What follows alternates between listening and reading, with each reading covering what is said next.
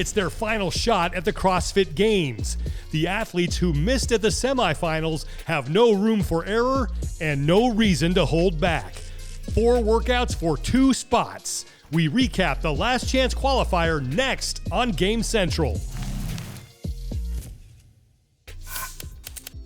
Hi everybody, and welcome to a Last-Chance Qualifier edition of Games Central presented by Arasti, the official rapid recovery provider of CrossFit. We had an exciting 2 days of competition to determine the final 2 spots for the men and final 2 spots for the women at the 2022 NOBULL CrossFit Games. 4 workouts over 2 days, and here are the 2 men and 2 women who are heading to Madison, Wisconsin. On the men's side, Tim Paulson, Big Timmy P. Huge performance on day 2. He is your winner. Jonne Koski will finish second. He's going back to the games. On the women's side, Arielle Loewen was dominant. More on her in a second. She wins, and Elena Carratala Sanahuja going to the games for the first time in her career. On the men's side, your top performer has to be Tim Paulson. Wins the Last-Chance Qualifier, makes his 6th straight trip to the CrossFit Games. He came into day number 2 in 3rd place overall, had to make up at least 31 points.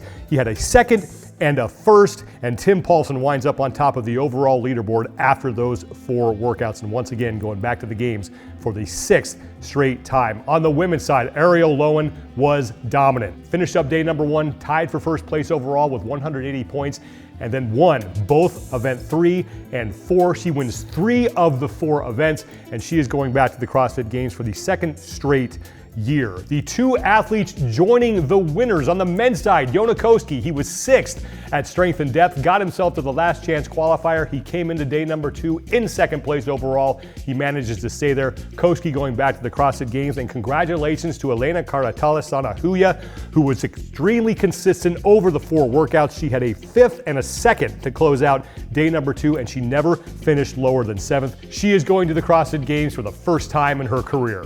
4 very challenging workouts all yielded some very impressive performances from the field, and for more on that, here's Lauren Smith. Thanks, Sean. Here are my top performances of the Last-Chance Qualifiers presented by NOBULL, and there was one man who set his stall out early, North America's Griffin Rolley. After having to manage tendonitis in his knee during the semi-finals in Knoxville, he impressed. He went unbroken on the first set of thrusters and muscle-ups, reaching a total of 23. Now, he's a man renowned for his strength, but even he had to fight for a final 11 thruster reps. And by breaking twice, he closed out workout 1 with a total of 34, 1 ahead of the next nearest, New Zealand's Bailey Martin. In workout 2, the standout performance for me was Catherine Davidsdottir. The importance of the week was not lost on the 2 times fittest on earth, telling fans on Instagram that her heart, soul, and fire was going to go into this upcoming workouts. With a 7-minute 30 2,000 meter row and averaging an 8.5 second 25-foot handstand walk, she recorded 3 more reps, which was 15 more feet than the rest of the field, totaling 38. She's known for her prowess upside down, and it was exactly what she needed following an 8th placing in the opening workout. On to the second day of competition, and workout number 3 was very much the marquee workout for Arielle Loewen. Perhaps a little bit of mum strength played a part, because the American completed the workout in a time of 12 minutes 51 seconds with a really measured performance. She found a pace and she stuck with it throughout, opting to drop the bar in between clean and power jerk reps. And if you thought fatigue might have crept in, think again. Loewen only increased her shuttle pace as she approached those final 9 and 10 rep rounds. Her home crowd was in full voice. And my final pick of the week goes to, shall we just say, we now refer to day 2 of the LCQs as the Tim Paulson day.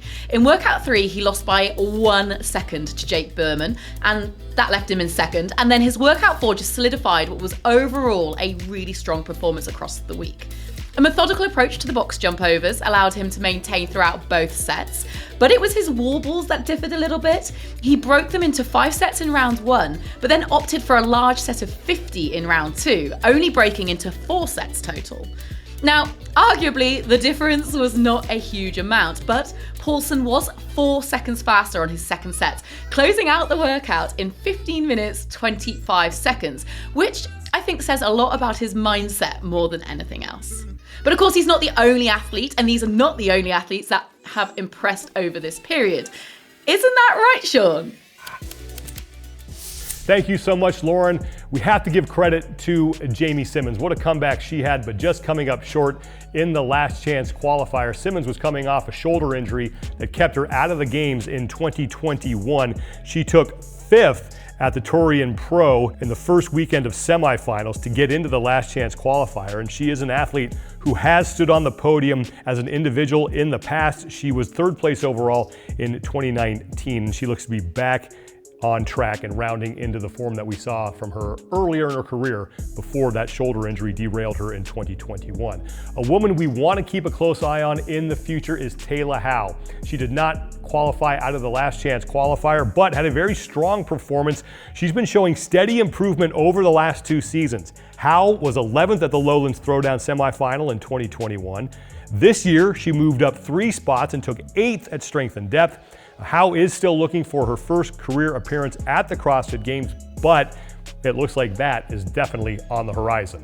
The 2022 NOBULL CrossFit Games are right around the corner, and the NOBULL tie-dye collection is back. This year's tie-dye collection features NOBULL's latest editions of performance footwear and apparel, including the Trainer Plus and the Runner Plus. The NOBULL tie-dye collection is available worldwide. Head to www.nobullproject.com/tie-dye to preview the collection. There were plenty of compelling storylines throughout these last 2 days of the Last Chance Qualifier, and for a closer look at those, here's Tommy Marquez. Thanks, Sean. I don't know about you, but anxiously waiting and refreshing my computer maybe took a few years off of my life, but now that we have the results, here are my top 3 takeaways. First up, if you were betting on experience and star power to pull through in the Last Chance Qualifier, you might want to head to Vegas this weekend and take your chances in the desert, because 3 of the 4 spots went to 2021 Games competitors, and between Loewen, Paulson, and Koski, they have 13 individual appearances at the CrossFit Games and 28 seasons in total spent competing in this sport. No doubt in my mind that they handled business this weekend, and a special shout out to Elena Carratala Sanahuja for qualifying as the only woman in the top 6 without a Games appearance. Second is the fact that contrary to last season, where event wins were needed to balance out some lower finishes, this season the top finishers were much more consistent across the board.